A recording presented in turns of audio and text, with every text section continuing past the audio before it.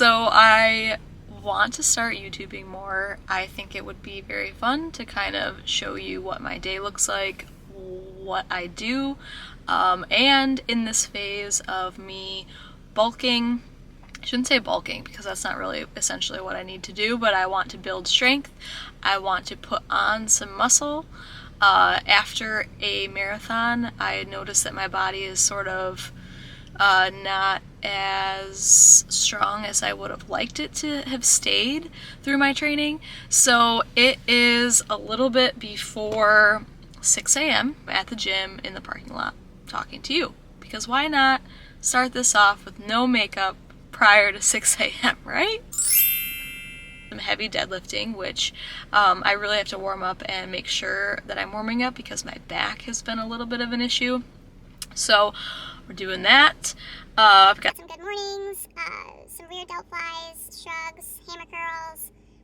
I thought I had, yes, standing barbell press, and some hanging leg raises, some triceps, and some seated calf raises. So it's a full body block. I am doing 2 days a week right now just to kind of ease myself in and trying not to go super duper heavy to make sure that I don't get hurt, because that is not the name of the game. Also, I have been very sore, which I try to explain to people. It's not the reason why you should be working out. If your workout it didn't make you sore the next day, it does not mean it's a waste of a workout. It's an okay thing, and you still did it, and that's great, and you're still making progress. It's not a sign of progress. For me, I think it's just that I have had these muscle fibers kind of weaken or they're tearing a lot more because I am strength training rather than endurance training. So that block is going to happen a lot more than it would otherwise. So it's been fun. It's been real fun. So I'm going to take you with me. I don't think I'll be able to film much of my workout today. Anyways, I hope that this is informational. I'm going to give some tips and tricks on how to stick with your goals and how to make that work for you in a busy life. And I apologize in advance if I do not talk well this first video, but we're doing it. We're out here. It's all that matters sometimes, you know?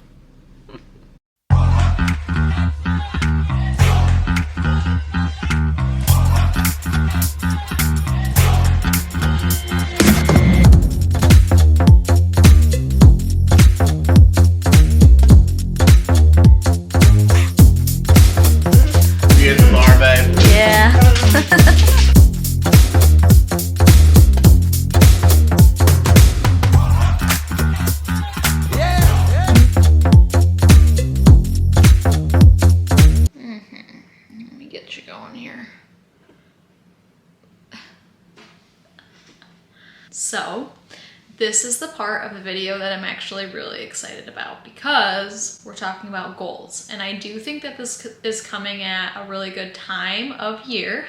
Next year's goals are kind of hot on the head, if you know what I mean. Talking about goals, I recently finished my first marathon, which was incredible. It was a huge feat that I am super, super proud of. But I do think that rather than going on from one thing to the next, just giving yourself some credit for all of the hard work that you put in is very, very valuable, especially when you move on to that next goal. So you took the time, gave yourself a little pat on the back, and now you're back and you're ready to conquer something. The reason why I want to talk about this is because I myself have even been lost in this process of figuring out, what do I want to do next? What will that look like? Do I want to do anything? I think the number one thing, I have 5 things. I actually just posted about this on my Instagram page a little while ago, just to kind of give some insight into what I've been feeling too and what's really helped me. So number 1, solidify your why. A lot of goals, even in my past, have been for a physical outcome, meaning I want to get a toned body, I want to get a six-pack, I want to lose weight on the scale. Instead of actually focusing on, how will this make me feel? What will this end up pushing me to do that I've never done before? What kind of pride will I take in finishing this goal, achieving this goal? And I think that we a lot of times just focus in on things we can see. Every single day, are we making progress? Are we inching closer to that goal? And not every day will tell you that you are. And if you have that why, just reminding you why you're showing up, why you're doing the thing that you're doing, it makes such a huge difference. Number 2 is write it down. As simple as it sounds, as much as you have going on in your big brain, there's so much that we are cycling through during our day or adding to our to-do list. Our to-do list gets massive. And instead of just writing it down, placing it somewhere where you can see it in the morning and at night, all throughout the day. Maybe it's on your computer screen, maybe it's on your phone. It's something that has really helped me to remind myself of what you're working towards is the best advice that I can give. If it's not fresh in your mind, it's just going to be added to the bottom of your to-do list and you'll never get to it, just like everything else. Number 3 is to celebrate the small wins. It's super duper easy to go by mile mark, mile mark, mile mark, mile mark, and never think to look back. How far have you come? And I think those are the special moments that if you miss them, you'll end up getting to your goal and think, okay, not proud of myself. What's next? And instead, you really want to feel that pride and joy, because if you don't, you only achieve one thing, or you achieve many things, and it never means anything to you, then what's the point? Number 4, take inventory. What does your day look like? If you're the person achieving the goal that you want to achieve, is your life set up to get you there? Hourly increments, time blocks, what has happened through your day that may be actually causing you not to get to your goal?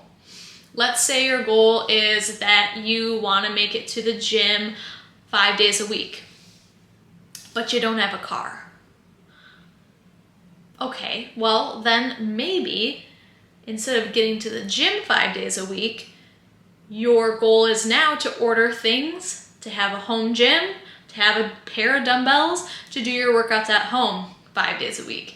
And that makes a lot more sense. So just taking inventory of where you are, what your habits look like. And I usually actually like doing this by taking 3 to 4 days at a time and literally just writing down every single thing I did that day. And then you can kind of go back and reflect on, okay, yes, these are the things that are really gonna get me to where I wanna go. And these are the things that I can probably cut out or change here or there to really set my eyes back onto what I'm trying to accomplish. Number 5. This is a big one. Make your goal big. Cat's out of the bag. Make it big. Instead of thinking to yourself, I am just gonna kind of stay in my comfort zone because this is something that it's a goal that I know I can achieve. It's not the goal. It's not the one. Yes, you can have those types of goals throughout your life. And if there's stepping stones to getting you to this higher, bigger, crazy ass goal that you really want to accomplish, then that's awesome. But I do think that you are not going to achieve anything great or be proud of anything that you do in life if it's not outside of your comfort zone. So make the goal big, scream it from the rooftops. There's something to be said about the challenge in itself that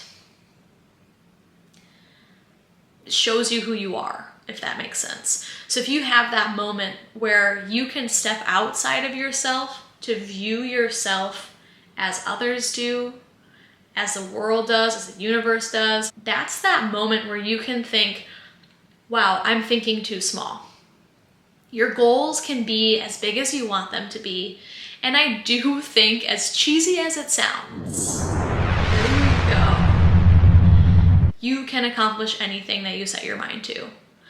I myself know that this is not an easy thing to say out loud and do, but I also think that I've lived so much of my life thinking, oh, I shouldn't do that, or I shouldn't be here, or as a female, I can't learn X, Y, or Z. And I think that those thoughts and those literal fake beliefs are what have held me back in my life thus far.